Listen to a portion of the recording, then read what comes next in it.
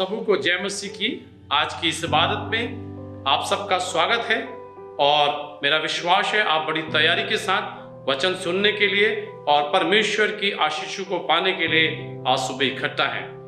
इससे पहले कि हम आज की दुआ में चलें, हम वचन में से एक हिस्सा पढ़ेंगे जो कि भजन संहिता 34 में पाया जाता, उसके 1 से 10 पद तक हम पढ़ेंगे। और यहाँ पर इस प्रकार लिखा है, मैं हर समय यहोवा को धन्य कहा करूंगा, उसकी स्तुति निरंतर मेरे मुख से होती रहेगी। मैं यहोवा पर घमंड करूंगा, नम्र लोग यह सुनकर आनंदित होंगे। मेरे साथ यहोवा की बड़ाई करो और आओ हम मिलकर उसके नाम की स्तुति करें। मैं यहोवा के पास गया, तब उसने मेरी सुन ली और मुझे पूरी रीति से निर्भय किया। जिन्होंने उसकी ओर दृष्टि की उन्होंने ज्योति पाई और उनका मुंह कभी काला न होने पाया। इस दीन जन ने पुकारा, तब यहोवा ने सुन लिया और उसको उसके सब कष्टों से छुड़ा लिया। यहोवा के डरवैयों के चारों ओर उसका दूत छावनी किए हुए उनको बचाता है। परख कर देखो कि यहोवा कैसा भला है, क्या ही धन्य है वह पुरुष जो उसकी शरण लेता है। हे यहोवा के पवित्र लोगों, उसका भय मानो, क्योंकि उसके डरवैयों को किसी बात की घटी नहीं होती। जवान सिंहों को तो घटी होती है और वे भूखे भी रह जाते हैं, परंतु यहोवा के खोजियों को किसी भली वस्तु की घटी ना होगी। परमेश्वर अपने वचन के पढ़े जाने और सुने जाने पर हम सबको बड़ी आशीष दे। आइए हम प्रार्थना करें। प्यारे परमेश्वर, हम धन्यवाद करते हैं आज की सुबह के लिए, इस नए दिन के लिए प्यारे खुदा। और प्रभु परमेश्वर, विशेषकर ये दिन जो प्यारे खुदा आपके जी उठने का दिन है और हम सब इसमें इकट्ठा हैं प्यारे परमेश्वर, ताकि प्यारे परमेश्वर हम तेरे वचन को सुने, ताकि हम आराधना करें, स्तुति करें और प्यारे खुदा तेरे नाम को ऊंचा उठाएं। हम दुआ करते हैं प्यारे खुदा प्रभु, आज प्यारे खुदा तेरी उपस्थिति भरपूरी से तेरे वायदे के अनुसार, जैसा तूने कहा, जहां कहीं मेरे नाम के 2 या 3 इकट्ठा होंगे मैं उनके बीच में हाजिर होऊंगा। प्रभु, हम सब इकट्ठा हैं अपने अपने घरों पे, अपने अपनी जगहों पे प्यारे परमेश्वर। और प्रभु परमेश्वर, तेरी उपस्थिति हम सबके साथ हो और प्रभु आज तो हम सबको आशीष दे, किसी को भी खाली हाथ ना जाने दे प्यारे खुदा। प्रभु यीशु मसीह के पवित्र मीठे जलाली और सामर्थी नाम में इस प्रार्थना को मांगते हैं, सुन और ग्रहण कर, आमीन। आइए हम आराधना के अगले हिस्से पे चले और हम स्तुति आराधना करेंगे। और मेरा निवेदन है, आप सब लोग जहां जहां अपने घरों पर बैठे हैं, आप सब वहां बैठकर तालियां बजाकर, गीत गाकर, खड़े होकर अगर चाहें तो परमेश्वर की आराधना करें।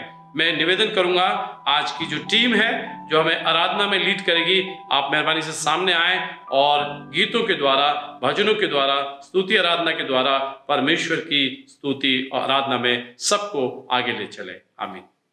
आइए इस वक्त हम कुछ गीतों के साथ आराधना में आगे बढ़ेंगे और एक बहुत ही जाना पहचाना गीत है, हालेलुया स्तुति गाएं हम। इस गीत के साथ हम लोग परमेश्वर की आराधना करेंगे।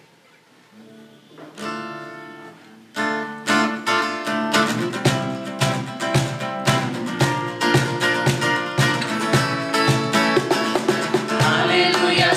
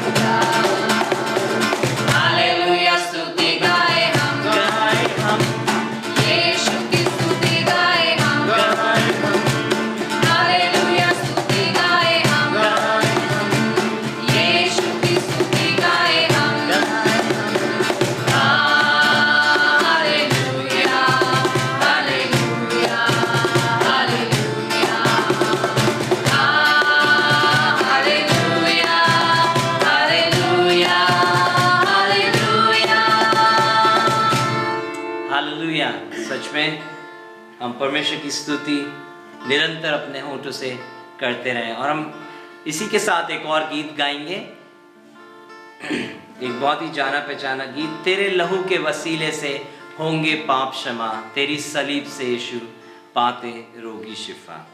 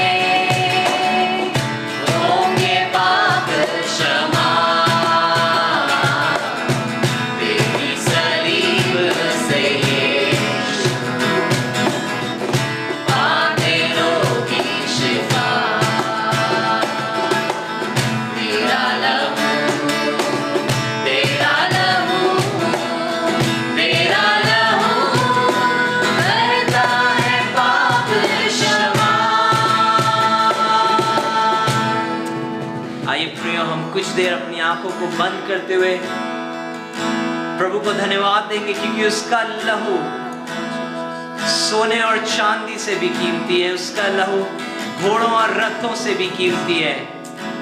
Hallelujah, thank you Jesus. उसका वो लहू, जिस लहू ने हम सबको आजाद किया है। आइए हम अपने हाथों को उठाते हुए आज की सुबह प्रभु को धन्यवाद देंगे। Thank you Lord, thank you Jesus, क्योंकि उसके लहू के वसीले से हम सबके पाप क्षमा किए गए हैं। Hallelujah, thank you Jesus, thank you Lord, thank you Jesus.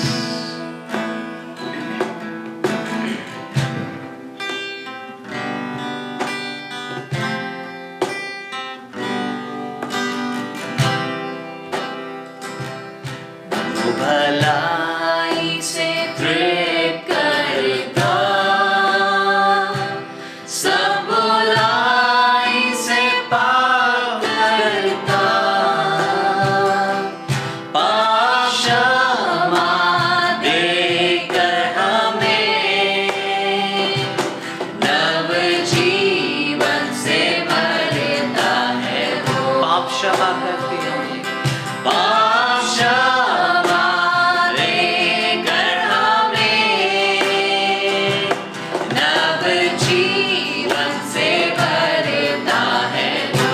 सब मिलके गाएं। यीशु, यीशु, सब नामों में ऊंचा है। यीशु, यीशु, वो सबसे श्रेष्ठ है। यीशु,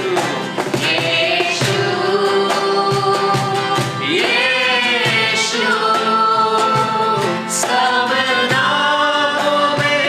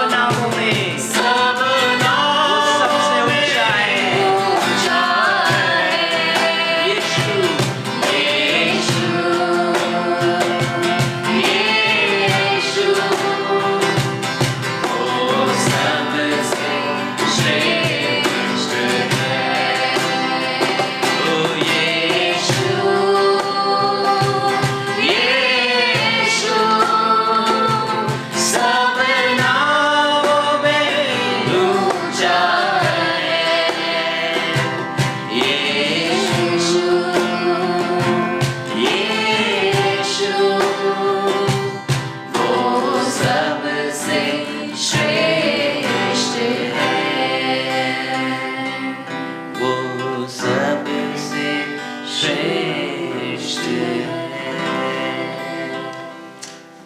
hallelujah, thank you Jesus, thank you. धन्यवाद धन्यवाद महान समर्थी पिता परमेश्वर जी, इस मुबारक समय के लिए आपका धन्यवाद करते स्वामी कि हम आपकी आराधना स्तुति करने पाए प्रभु जी। आपने ये मौका दिया प्रभु कि आज हम आपके भवन में प्रभु जी आपकी आराधना स्तुति कर सके प्रभु जी। हाँ खुदावन, आपने हमें जिंदा रखा प्रभु, इसलिए हम आपका धन्यवाद करते हैं। सच में प्रभु हम मर मिट नहीं गए, क्योंकि आपकी महान करुणा का फल था पिता परमेश्वर। सच में प्रभु कि हर रोज़ आपकी करुणा हमारे लिए नई होती जाती प्रभु जी। हम धन्यवाद करते प्रभु जी हर एक विधि आशीषों के लिए प्रभु, जो अभी तक आपने हमारे ऊपर की पिता परमेश्वर।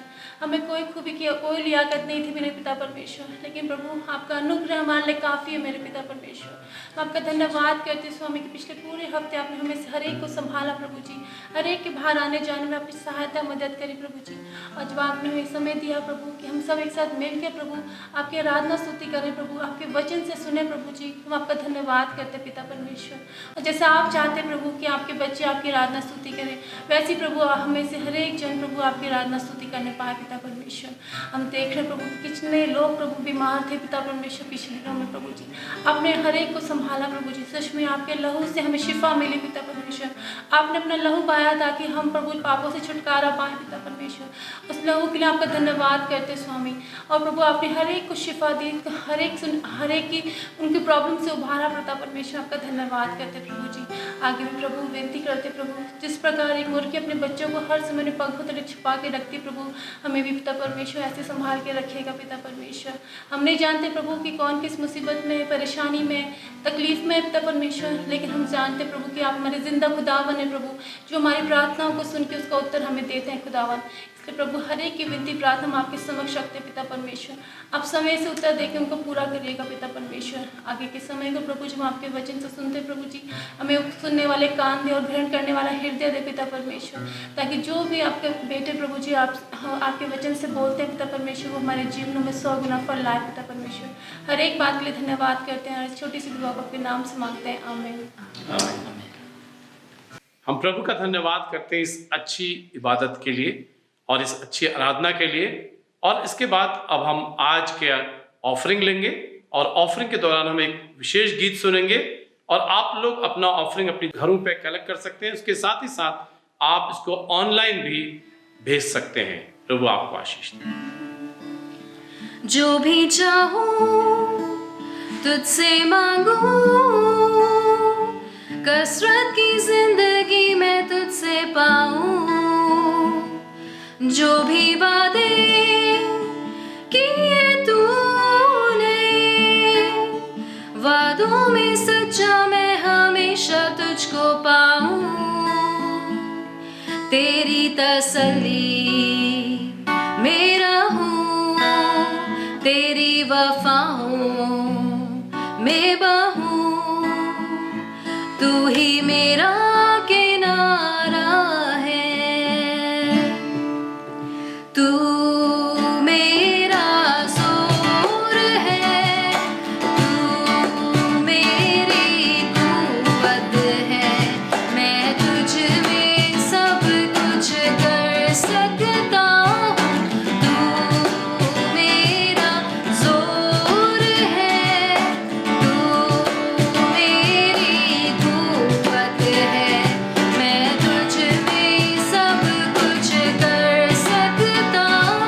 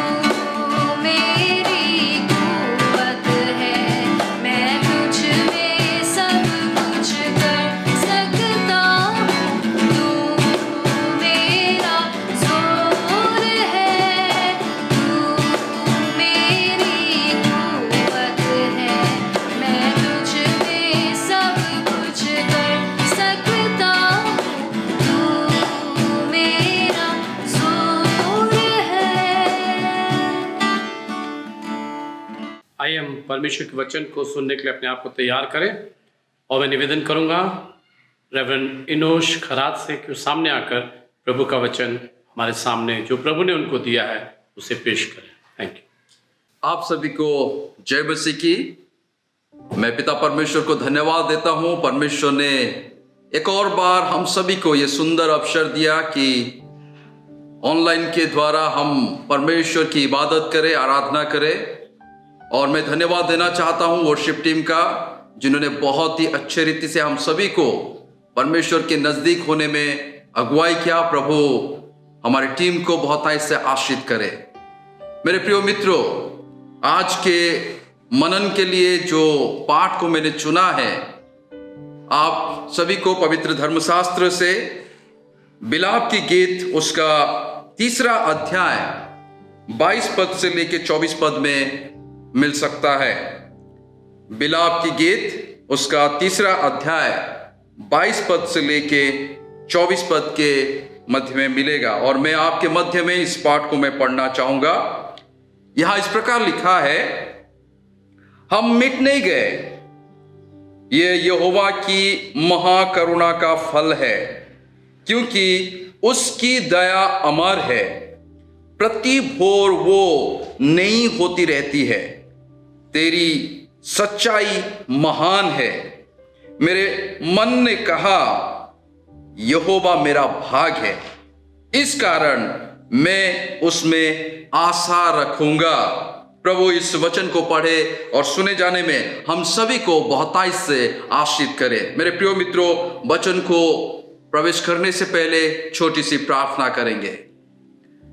अनुग्रहदाता पिता परमेश्वर, हे पिता, हम तेरे बच्चे जब तेरे चरणों में बैठे हैं और प्रभु तेरे जीवित वचन को सुनने के लिए हम अपने कानों को लगा रखे हैं।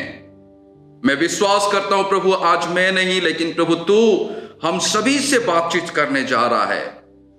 प्रभु जो वचन हमारे मध्य में पढ़ा गया है प्रभु, और प्रभु जब उस वचन को हम समझने के लिए कोशिश करते हैं प्रभु, हम नहीं लेकिन तेरी आत्मा हमें मदद करे, उसकी गहराई को हम समझ पाए। और उतना ही नहीं प्रभु, तू हमें उत्साहित कर, ताकि प्रभु जो हमारे सामने चुनौती है उसके ऊपर हम हे पिता परमेश्वर जय को प्राप्त कर सके। धन्यवाद पिता, हमारे दुआ को सुन के उत्तर दिया। पूरी आराधना और प्रभु जब हम तेरे संदेश को सुनने जा रहे हैं, उन सारी बातों को तेरे हाथ में सौंपते हुए प्रभु यीशु मसीह के मधुर नाम में इस प्रार्थना को मैं मांगता हूं, आमीन, आमीन। मेरे प्रिय मित्रों, ये सच्चाई है कि हम लोग इस कोरोना महामारी के काल में काफी आगे बढ़ चुके हैं। और जब मैं परमेश्वर के चरणों में बैठ के इन पदों को मनन कर रहा था, मैं प्रभु को धन्यवाद देता हूं। परमेश्वर बहुत ही अनोखी रीति से बातचीत करता है, और जो मन में मुझे डाला है मैं आपके सन्मुख रखना चाहूंगा। और जब मनन करते हुए मैं उन हफ्ताओं को भी गिन रहा था कि कब से हम लोग परमेश्वर के भवन में, उसके मंदिर में आके हम इबादत नहीं किए हैं। सो इस हफ्ता को मिलाते हैं तो 33वां हफ्ता समाप्त हो रहा है। मन में काफी इन सारी चीजों को सोचने से शायद दुख भी लगता है, थोड़ा सा निराश भी होते हैं, और कहीं कहीं हमें फील होता है कि हम कहीं ना कहीं कमजोर हो रहे हैं। लेकिन प्रभु हमें लगातार अपने दासों के द्वारा वचन से हमें उत्साहित कर रहा है। और जब इन सुंदर पदों को मैं मनन कर रहा था, सबसे पहली बात इस 22 पद में, बिलाप की गीत उसका 3 अध्याय का 22 पद में बहुत ही अनोखी बात हमारे परमेश्वर यहां पर कहता है। और यहां पर इस बात को लिखा गया कि हम मिट नहीं गए हैं। ये सच्चाई है, ये केवल उस यहोवा की महाकरुणा का फल है। मैं उम्मीद करता हूं बहुत जल्दी हम सभी फिर से परमेश्वर के भवन में इकट्ठा होके इबादत करेंगे, और वो समय रहेगा हम एक एक करके उस गवाही को दे के परमेश्वर को आदर महिमा देंगे। और ये चीज किस कारण से हो रहा है? केवल यहोवा की महाकरुणा के वजह से ही हो रहा है, और उसका जो दया है वो अमर है, इटर्नल है, और हमारे जीवन में वो परमेश्वर ने प्रमाणित किया है। इसलिए पिता परमेश्वर को हम धन्यवाद देते हैं। और जब मैं इसके बारे में मैं मनन कर रहा था, परमेश्वर ने सचमुच अनोखी रीति से उन सारी बातों को मेरे मन में डाला है कि हर एक नया दिन हमारे लिए आशीष का कारण बनता है। वो परमेश्वर हमारे साथ साथ चलने वाला परमेश्वर है, हमारे संग रह के आगे बढ़ने वाला परमेश्वर है। हालेलुया, प्रभु को मैं धन्यवाद देता हूं। यहां पर 24 पद में इस प्रकार कहा जाता है, मेरे मन ने कहा यहोवा मेरा भाग है, the Lord is my portion. जब वो मेरा पोर्शन हो जाता है, मेरा भाग हो जाता है, इसका अर्थ है वो मेरे संग संग हर समय है। और इस करुणा के वजह से ही, महान करुणा के वजह से ही मैं आज समाप्त नहीं हूं। मैं जीवितों के बीच में गिना जाता हूं, हम सभी जीवितों के बीच में गिने जाते हैं। आज उस महान भाग के ऊपर, उस परमेश्वर के आश्वासन के ऊपर हम थोड़ी देर मनन करेंगे। जब वो मेरा भाग है, वो मुझे वो आश्वासन देता है, मैं तेरे संग हूं। मेरे प्रिय मित्रों, जब हम संग की बात कहते हैं, सबसे पहले परमेश्वर का वचन ये प्रमाणित करता है कि परमेश्वर अपने धार्मिक जन के साथ लगातार वो रहता है और वो उसके साथ साथ चला करता है और उसके संग संग हर एक सिचुएशन में साथ देता है। मैं जब मूसा के बारे में सोच रहा था, अनोखी रीति से परमेश्वर का वचन कहता है कि मूसा के संग संग परमेश्वर चला करता था। He is a companion with us. The Almighty God हमारे साथ एक सेवा करने के साथ साथ चलने वाला परमेश्वर बन जाता है। मैं उस पद को आपके मध्य में पढ़ना चाहूंगा जो निर्गमन उसका 33वां अध्याय में 14 पद में पाया जाता है।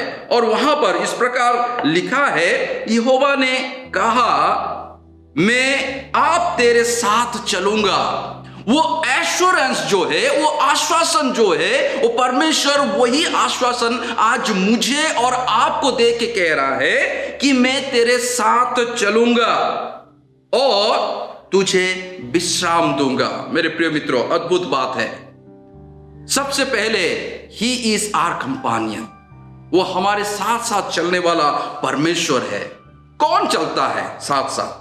मेरे प्रिय मित्रों, संसार में यदि हम अपने इर्द गिर्द में देखते हैं, शायद हम बहुत सारे लोगों के संपर्क में रहते हैं, लेकिन कोई एक अच्छा मित्र ये पसंद करेगा जो आपके साथ चल सकता है। और यदि हम आत्मिक रीति से देखते हैं, वो अच्छा मित्र खुद यहोवा परमेश्वर है। वो मेरा भाग है, एक मित्र के समान वो मेरे कंधे के ऊपर हाथ रख के मेरे साथ साथ आगे चलता है। जब मुझे कोई तकलीफ होता है, वो तुरंत मुझे मदद करने के लिए तैयार हो जाता है। वो मुझे अच्छी रीति से परामर्श देने के लिए तैयार हो जाता है। वो मुझे निराश का समय में वो आशा का बातों को कह के मुझे उत्साहित कर देता है। वो अपने उन सारे प्रतिज्ञा की बातों को मेरे कान के पास कह के कहता है, इनोस, मैं तेरे संग हूं, मैं तुझे निकाल के लेके आऊंगा। हालेलुया। मेरे प्रिय मित्रों, वचन उस बात को प्रमाणित करता है, जितने भी धार्मिक लोग हैं वो परमेश्वर उसका मित्र बन गया करके लिखा है।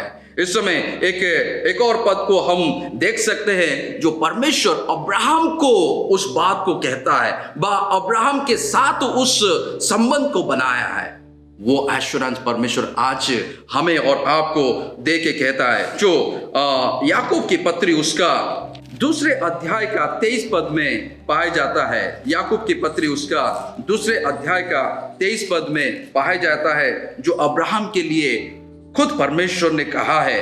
और पवित्र शास्त्र का ये वचन पूरा हुआ, अब्राहम ने परमेश्वर का विश्वास किया और यह उसके लिए धर्म गिना गया और वो परमेश्वर का मित्र कहलाया। वो परमेश्वर एक दोस्त की तरह वो हमारे संग संग रहता है, जो दोस्त कभी भी हमें निराश नहीं करता है, हमें धोखा नहीं देता है, और जो वायदा किया है उस वायदा को हमारे जीवन में पूरा करता है। मेरे प्रिय मित्रों, उतना ही नहीं, हम यदि यीशु मसीह के जीवन में भी देखते हैं, वो वही यहोवा परमेश्वर यीशु के रूप में वो हमारे साथ रहता है, और यीशु मसीह भी उस चीज को खुद जिक्र करके कहता है। और यहां पर यदि हम देखते हैं यूहन्ना लिखित सुसमाचार उसका 15 अध्याय का 15 पद में प्रभु यीशु मसीह खुद कहता है बहुत ही अनोखी बात, अब से मैं तुम्हें दास ना कहूंगा, क्योंकि दास नहीं जानता कि उसका स्वामी क्या करता है,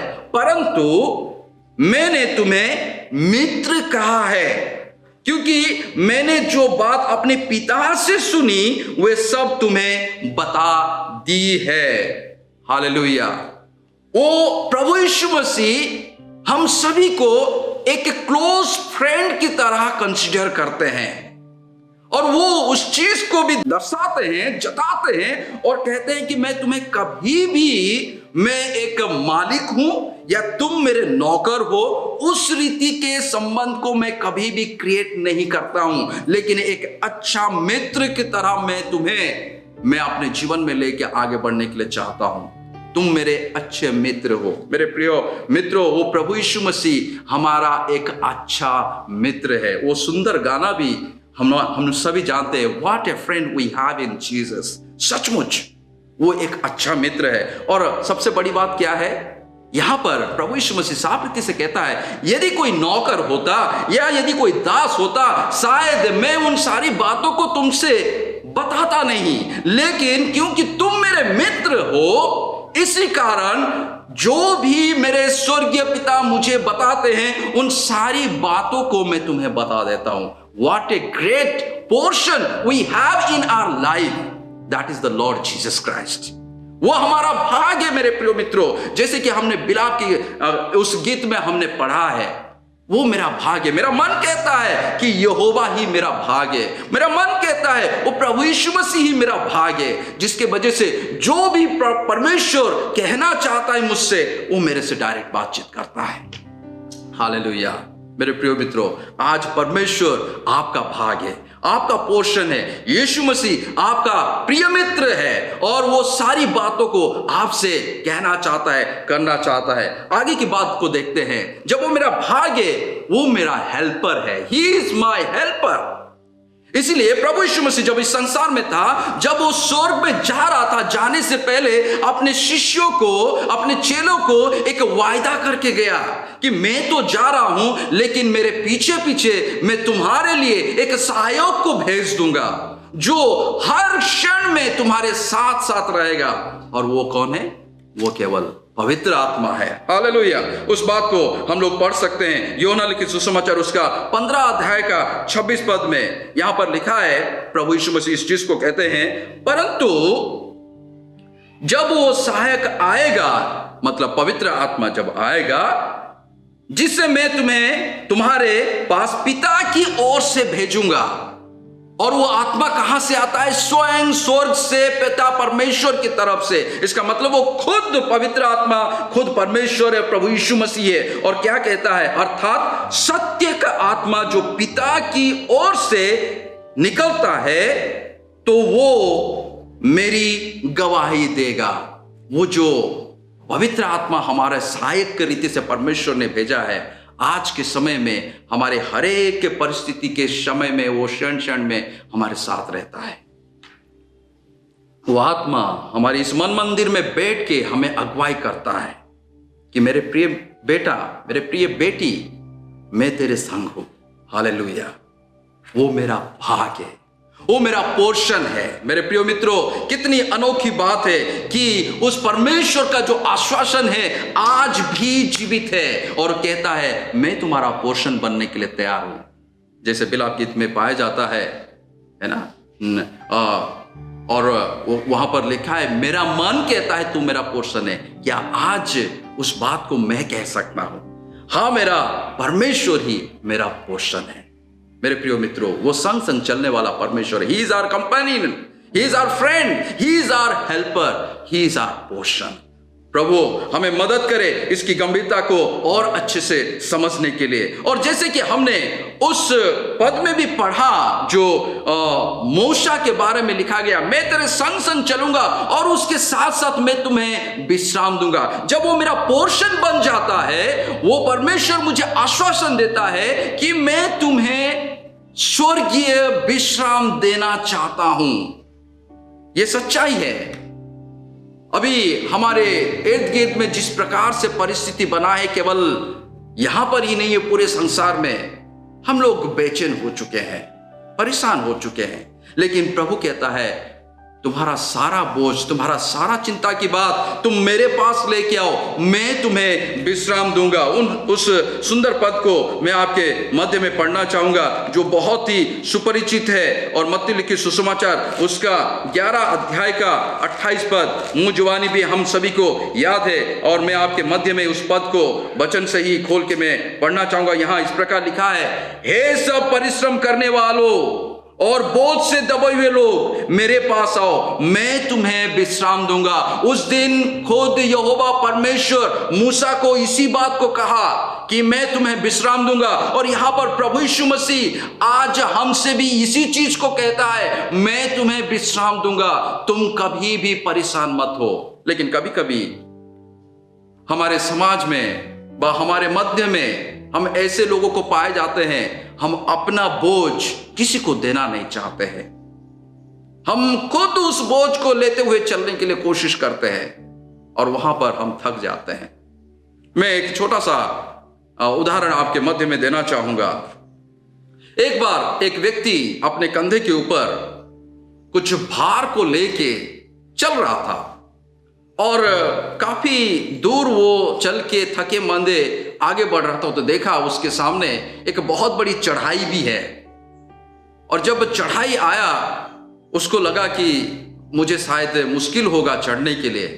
लेकिन कुछ समय के बाद अचानक पीछे से एक मिनी ट्रक आके पहुंच गया, जैसे कि छोटा हाथी जैसे होता है। जैसे वो ट्रक आके पहुंचा, वो ड्राइवर गाड़ी चलाते चलाते अपने गाड़ी को स्लो किया और देखा कि ये भाई अपने भार को लेके चढ़ रहा है और वो काफी परेशान हो रहा है। सो उसने गाड़ी रोका और कहा, भाई जी मैं आपको रिक्वेस्ट करूंगा, यदि आप चाहते हैं आप मेरे ट्रक में चढ़ जाइए और मैं आपको आसानी से ये चढ़ाई को पार करने में मदद कर सकता हूं। और वो व्यक्ति बहुत थैंकफुल हुआ, बहुत बहुत धन्यवाद, आपने मेरे दर्द को, मेरे पीड़ा को समझ पाए और अपनी गाड़ी को रख के मुझे मदद करने के लिए कोशिश की है। और जानते हैं आगे की कहानी इस प्रकार से होता है, उसने उस ट्रक के ऊपर चढ़ गया और वो जो भाई ड्राइवर थे वो गाड़ी चलाना शुरू किए। चलते चलते चलते चलते अचानक भाई ड्राइवर को कुछ महसूस हुआ और वो अपने छोटे से पीछे वाले ग्लास को देखने के लिए कोशिश की कि भाई कैसे बैठा है। और जब उसने पीछे मुड़ के थोड़ा सा हल्के से देखने के लिए कोशिश किया, मेरे प्रियो जानते हैं जो व्यक्ति भार उठा के चल रहा था अभी भी उस गाड़ी के ऊपर खड़े होके वो भार को पकड़ा हुआ है। और ये व्यक्ति समझ नहीं पाया जो ड्राइविंग कर रहा था। उसने गाड़ी रोका, उतर के आया और उसने उसको समझाया, मेरे भाई आप अभी भी क्यों अपने भार को अपने ऊपर उठा के रखे हो? ये जो गाड़ी है उस गाड़ी के ऊपर उस भार को रख दो और आप हल्का महसूस करोगे और ये गाड़ी हम दोनों को और आपका ये भार को संपूर्ण रीति से लेके हमारे जो लक्ष्य स्थल है वहां पर पहुंचाने में मदद कर सकता है। तब वो व्यक्ति समझा कि नहीं, मैं ऑलरेडी एक ऐसे गाड़ी के ऊपर बैठा हूं जो मेरे भार को भी उठा सकता है। मेरे प्रिय मित्रों, ये सच्चाई है। हमारे समाज में भी हम लोग बहुत बार इस रीति से व्यवहार को करते हैं। जब हम यीशु को ग्रहण भी कर चुके हैं, वो यीशु कहता है तुम मेरे पास आ जाओ, मैं तुम्हें विश्राम दूंगा। हम सुनते हैं लेकिन शायद बहुत बार उसको हम अपने जीवन में लागू नहीं कर पाते हैं। हम पसंद करते हैं कि चाहे मुझे कितना भी दर्द हो, हाँ यीशु मैं तो तेरे साथ हूं, तू मेरे साथ है, लेकिन ये बोझ मुझे पसंद है। उस बोझ को मैं लेके आगे चलने के लिए कोशिश करता हूं। मेरे प्रिय मित्रों, यीशु कहता है वो सारा बोझ तुम मुझे दे दो, वो सारा बोझ तुम मुझे दे दो और मैं तुम्हें संपूर्ण विश्राम दूंगा। और वो विश्राम इस प्रकार का विश्राम होगा जो अनंत काल के लिए शांति का विश्राम होगा। तुम हल्का हो जाओगे। हालेलुया। प्रभु हमें मदद करे कि हम उस यीशु मसीह को हमारा सारा चिंता का बोझ, सारी बातों को उसके हाथ में हम सौंप दें। प्रभु हमें मदद करे। मेरे प्रिय मित्रों, आगे की बात को हम इसको समझने के लिए कोशिश करेंगे। जब वो परमेश्वर ही मेरा पोर्शन है, जब वो मेरा मित्र बन चुका है, जो मुझे विश्राम देना चाहता है, जो मुझे सहायता करना चाहता है, तो मेरी तरफ से क्या रेस्पॉन्सिबिलिटी उस परमेश्वर के प्रति बनता है? मैं अपने आत्मिक जीवन को किस रीति से मैं आगे बढ़ा सकता हूं? जब मैं इस बात को मैं समझ गया कि मेरा परमेश्वर ही मेरा भाग है, मेरा मन कहता है वो मेरा भाग है, इसलिए मैं आज मिट नहीं गया हूं उसके महान करुणा के वजह से। इसका मतलब है मुझे अपने सोच में कुछ परिवर्तन को लेके आना जरूरी है। इसका अर्थ है कि वो परमेश्वर को मैं संपूर्ण रीति से विश्वास करके मैं जब आगे बढ़ता हूं, सबसे पहली बात हम उस बात को हमें समझना चाहिए, rather thinking about the fear, जो हमारे सामने एक डर जैसे महान पहाड़ खड़ा हुआ है, उसके बारे में ना सोच के, लेकिन reflect what God has done good in the life, that we need to think। हमें उन बातों को दोहराना चाहिए, उन बातों को याद करना चाहिए, उन भलाई को याद करना चाहिए जो खुद यहोवा परमेश्वर ने मेरे जीवन में पिछले 10 साल, पिछले 20 साल, पिछले 50 साल, पिछले 80 साल या 90 साल से मेरे जीवन में किया है। हालेलुया। मेरे प्रिय मित्रों, ये सच्चाई है, हम बहुत बार उन सारी बातों को भूल जाते हैं जो परमेश्वर ने हमारे जीवन में या बचपन से ही हमारे जीवन में किया है। उन सारी अच्छाई को हमें याद करना चाहिए। जब हम उन सारी अच्छाई को याद कर पाते हैं, वो परमेश्वर जानता है कि ये मेरा बेटा, ये मेरा बेटी, ये समझ चुका है या समझ चुकी है कि मैं उसका भाग हूं। हालेलुया। मेरा मन कहता है यहोवा मेरा भाग है। और जब मैं इस बात को समझता हूं, मुझे उन सारे पीड़ाओं को याद करने की जरूरत नहीं है, उन सारे दर्द को याद करने की जरूरत नहीं है। जिस समय मैं परेशान होकर जा रहा था मुझे जरूरत नहीं है, लेकिन मैं उन सारी बातों में वो परमेश्वर के भलाई को ढूंढने के लिए मैं कोशिश करता हूं। उस सोच को मुझे दिमाग से निकालना जरूरी है। ये मेरा कर्तव्य है, ये मेरा रेस्पॉन्सिबिलिटी बन जाता है, क्योंकि वो परमेश्वर मेरे साथ साथ चलता है। तब हम अंदर से एक नए ऊर्जा को पाते हैं। मैं एक पद आपके मध्य में पढ़ना चाहूंगा जो भजन संहिता उसका 118 का 6 पद में पाया जाता है। भजन संहिता उसका 118 का 6 पद में पाया जाता है। और यहां पर इस प्रकार लिखा है, यहोवा मेरी ओर है, मैं ना डरूंगा। मनुष्य मेरा क्या कर सकता है, वह परिस्थिति मेरा क्या कर सकता है, वह ये सिचुएशन जो भी क्रिएट हुआ है वो मुझे कुछ भी हानि नहीं पहुंचा सकता है, क्योंकि वो यहोवा मेरी ओर है, वो मेरे संग है, वो मेरा भाग है, मेरे साथ है। इसलिए मुझे कोई भी परिस्थिति को डरने की जरूरत नहीं है। हालेलुया। और लगातार हे मेरे मन यहोवा को धन्य कहे, उसके उपकार को कभी ना भूलना, जो भजन संहिता 103 में हम लोग पढ़ते हैं। सचमुच मेरे प्रिय मित्रों, ये अभी हमारे पास वो समय है, हमें उन सारी आशीषों को याद करने की जरूरत है। मेरे प्रिय मित्रों, जानते हैं इज़राइल में आज भी इस परंपरा को किया जाता है। जब परिवार सब मिलके खाने के लिए बैठते हैं, स्पेशली डिनर के समय में, उनके मुखिया का, घर का जो मुखिया होता है, उनके लिए एक स्पेशल चेयर रहता है और वो वहीं पर बैठते हैं और बाकी बच्चे, परिवार के दूसरे सदस्य किनारे पे बैठते हैं। और जब वो लोग खाने से पहले प्रभु को धन्यवाद देते हैं, यहोवा को धन्यवाद देते हुए, स्पेशली यहूदी लोग की बात मैं कर रहा हूं, वे उन सारे चीजों को याद करते हैं जो इज़राइल में उनके पूर्वजों ने उस दर्द और पीड़ा को उन्होंने पाया था। लेकिन वहां पर एक चीज वो एक्स्ट्रा ऐड करते हैं, धन्यवाद देते हैं, प्रभु तूने हमें उन सारे पीड़ाओं से तूने निकाल के लेके आ गया है। हालेलुया। उस दर्द को तो याद करते हैं, लेकिन परमेश्वर को धन्यवाद देते हैं कि तूने परिस्थिति से हमें निकाला। और आज प्रभु हमसे यही कह के वो कहता है, उत्साहित करना चाहता है कि हमें उन सारे बातों को भूल के प्रभु को धन्यवाद देने की जरूरत है, जिन सारे आशीषों को उसने हमारे जीवन में दिया है। दूसरी बात, हमें क्या सोचना चाहिए, हमारी कौन सी सोच को हमें परिवर्तन करने की जरूरत है। rather than allowing worries, bringing the thoughts of praise to God for his promise of protection and provision। हमें उन सारी चिंताओं को छोड़ के हमें परमेश्वर को धन्यवाद देने के लिए, हमें बा उसके जो सुरक्षा की धन्यवाद देने के लिए, बा जो हम सभी को उसने अनुग्रह करके हर एक बातों में आशीषित किया है, उन सारी बातों को याद करने के लिए परमेश्वर मौका दे। उस सोच को हमें परिवर्तन करना चाहिए। हाँ परमेश्वर, तेरे वजह से ही आज मैं मिट नहीं गया हूं, तेरे अनुग्रह की वजह से ही आज मैं जीवितों के बीच में पाया जाता हूं। हालेलुया।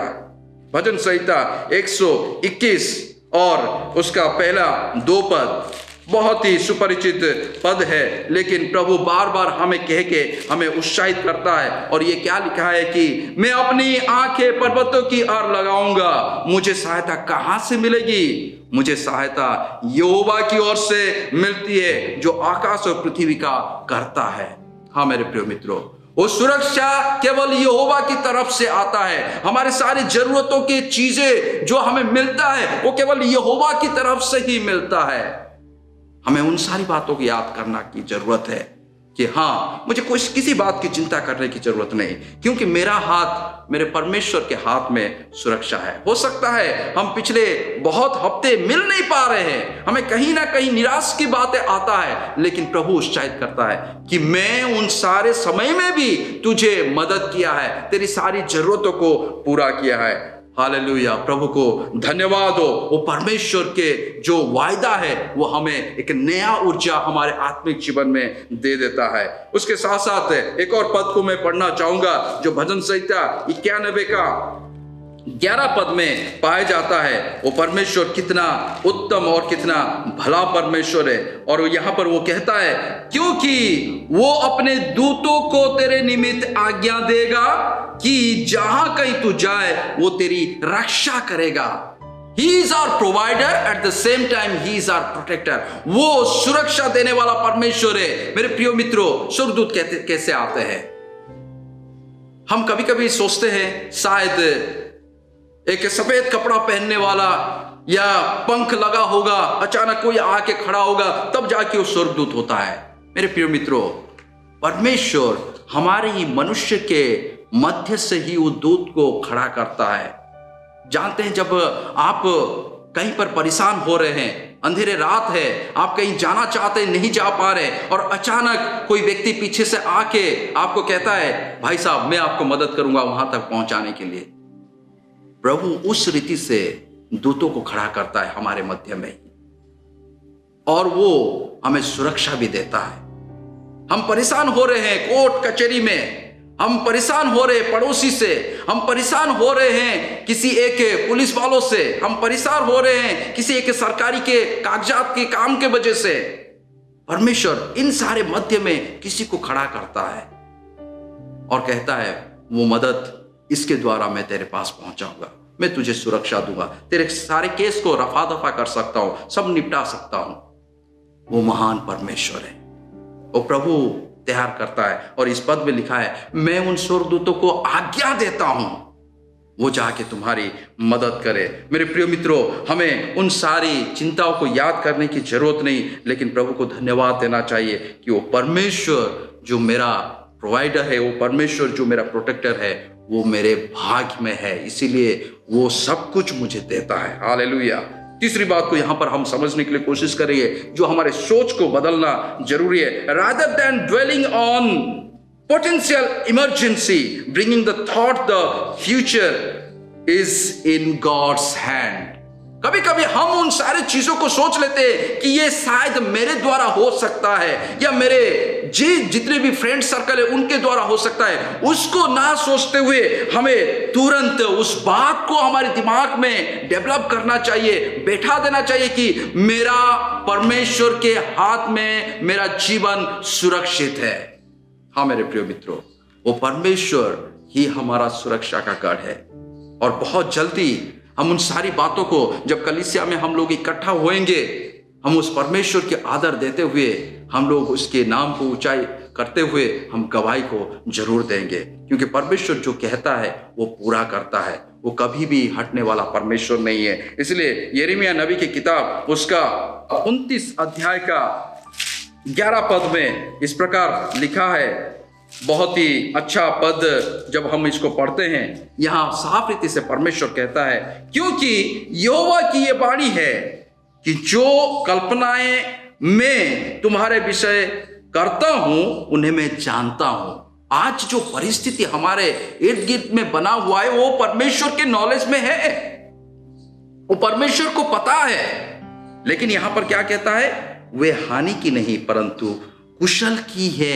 जो धार्मिक व्यक्ति उसके साथ चलता है, जो व्यक्ति समझ लेता है कि यहोवा ही मेरा भाग है, मेरे प्रिय मित्रों, वो उसके लिए ये पूरा होता है। क्या कहता है, वे हानि के लिए नहीं है, लेकिन किस बात के लिए है, परंतु कुशल की है। वो आशीष का कारण हमारे जीवन में बन जाता है और उसको सारी बातें पता है, और अंत में तुम्हारी आशा पूरी करूंगा। हम जिस बात के लिए इंतजार कर रहे हैं वो परमेश्वर आश्वासन दे रहा है। He is giving that assurance that तुम्हारा जो आशा को मैं ही पूरा करूंगा। हालेलुया। मेरे प्रिय मित्रों, वो प्रेमी परमेश्वर हमारे संग संग है। He is our portion। जिस रीति से बिलाप गीत में हमने पढ़ा है ना, मेरा मन कहता है यहोवा मेरा भाग है। मेरे प्रिय मित्रों, आज प्रभु हमें मदद करे, ऐसे परिस्थिति में जब हम आगे बढ़ रहे हैं हम उस बात को महसूस कर सके, यहोवा मेरा भाग है। और जब मेरा वो भाग बन जाता है, वो परमेश्वर मेरा साथ चलने वाला प्रभु है, वो परमेश्वर मेरा मित्र है, वो परमेश्वर मेरा सहायक है। और उतना ही नहीं, वो कहता है मैं तुम्हें अनंत विश्राम देना चाहता हूं जिसमें कि कोई भी तकलीफ नहीं है। हालेलुया। प्रभु आप सभी को हमें बहुतायत से आशीष करे, और आज की वचन जब हमने सुना है उसको विश्वास करें कि वो परमेश्वर का वायदा हमारे संग संग है, जो हानि के लिए नहीं है लेकिन हमारे लाभ के लिए है, उत्तम बातों के लिए है, आशीष के कारण के लिए। प्रभु हम सभी को बहुतायत से आशीष करें। प्रार्थना करेंगे। धन्यवाद देते हैं पिता परमेश्वर सुंदर वचन के लिए, तेरे उन सारे एश्योरेंस के लिए। हाँ पिता परमेश्वर, तू हमारा अति प्रिय मित्र है, तू हमारे साथ में चलने वाला परमेश्वर है। पिता तू हमें मदद करने वाला परमेश्वर है। प्रभु तू हमें मदद कर। हाँ प्रभु, उन सारे पिछले समय में जो भी दर्द पीड़ा कष्ट हमारे जीवन में आया हुआ है उसको याद ना करें, लेकिन प्रभु तेरी भलाई को हम याद कर सके और तेरे नाम को हम ऊंचा उठा सके। धन्यवाद पिता, हमारी दुआ को सुन के उत्तर दिया। सारी बातों को तेरे हाथ में सौंपते हुए प्रभु यीशु मसीह के मधुर नाम में इस प्रार्थना को मैं मांगता हूं, आमीन। प्रिय, आज की पवित्र आराधना के लिए परमेश्वर का धन्यवाद हो, और मैं आशा और विश्वास करता हूं कि आज के वचन के द्वारा, आराधना के द्वारा हम सबों को आशीष मिली है। सो आइए आशीष वचन के साथ और अनाउंसमेंट के साथ आज की आराधना को समाप्त करेंगे। अनाउंसमेंट ये है कि हर मंगलवार को शाम को 7 बजे बाइबल स्टडी होती है, और मैं हर एक कलीसिया के लोगों को अनुरोध करूंगा कि आप जरूर बाइबल स्टडी में शामिल हो। और गुरुवार को शाम को 7 बजे मध्य साप्ताहिक आराधना होती है, और मैं धन्यवाद देना चाहता हूं तमाम भाई बहनों का जो इस आराधना में शामिल हो रहे हैं और प्रभु के आशीष को अपने जीवनों में पा रहे हैं और प्रभु में बढ़ते जा रहे हैं। और साथ ही साथ बच्चों से अनुरोध करूंगा कि हर शनिवार शाम को 6 बजे बच्चों की भी सभा होती है, और कलीसिया के जितने भी पेरेंट्स हैं, माँ बाप हैं, मैं सभी से अनुरोध करूंगा कि आप अपने बच्चों को उत्साहित करें कि बच्चों की सभा में शामिल हो। सो प्रभु इन सारे सभाओं के द्वारा हम सबों को आशीष दे। आइए हम आशीष वचन के साथ इस सभा को समाप्त करेंगे। अब प्रभु जो शांति का सोता है, आप ही तुम्हें सदा और हर प्रकार से शांति दे। प्रभु तुम सबके साथ हो। आमीन। अब हमारे पिता परमेश्वर का प्रेम और हमारे उद्धारकर्ता प्रभु यीशु मसीह की अनुग्रह और पवित्र आत्मा की मीठी पवित्र संगति हम में से हर एक लोगों के साथ अब से लेकर हमारे प्रभु यीशु मसीह के दोबारा आगमन तक होती रहे। आमीन। आमीन।